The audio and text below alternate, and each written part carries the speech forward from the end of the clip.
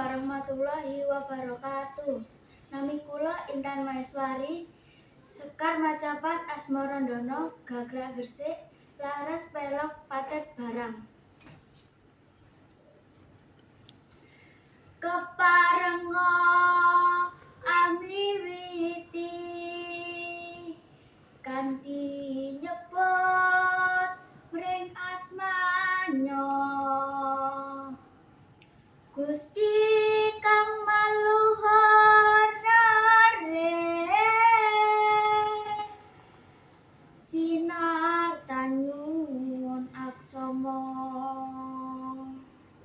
rumantau nugraha berkas saras lan rahayu maring kawula sabraya ya Allah.